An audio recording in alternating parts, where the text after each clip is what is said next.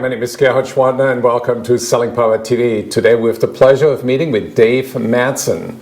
He's the CEO of Sandler Training. Welcome, Dave. Thanks, Gerhard.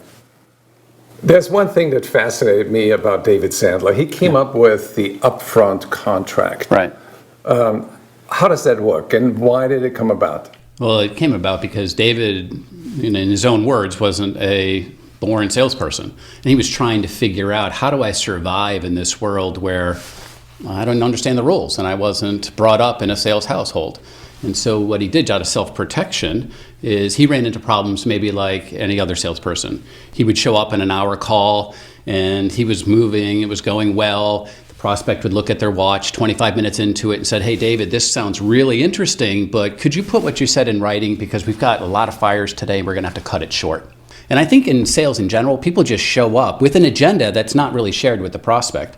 And if you think about a conversation, and where sales is a conversation, right? That takes two different sides to kind of converse. So in essence, Sandler was looking for something that said, here's why we're here today, Gerhard. And here's how much time that we'll spend during the meeting. And then what would you like to get out of that meeting? And here's some of my agenda items. And that was the basic framework. Mm-hmm. And he noticed that offsite meetings, like if you went to let's say a national conference, they had agendas printed. Everybody knew what was going to happen. Right. Everyone knew where they're supposed to go. They knew what they were expected to learn. And then he went to baseball games and realized the same thing happened there. And regardless, you could go and look out there and the manager who's probably been playing for decades, they know the rules, but the umpire would call him out and say, listen, if it hits that pole and goes left, that's going to be a double. But if it goes to the right, that's going to be a home run. Right. And so they would go through all these rules. And he sat back and said, well, maybe we should have some rules for sales calls too. Yeah, and it's like on a plane, you see the pilot and co-pilot going through the checklist. They go through a checklist. Yeah. And so he thought, if a call starts well, it'll end well. Yeah. So why don't we start off and have 5 basic elements? Right. First is the purpose. Why are we here today? Mm-hmm. Even though as a salesperson, sometimes the prospect has forgotten. They don't even sometimes know your name until you showed up, right? The second is, how much time did we talk about on the phone or prior meeting? And if it was 60 minutes, is it still good? If there's anything changed, let's talk about that now. Out of respect, we might as well condense that meeting if we had to. Right. The third is agenda.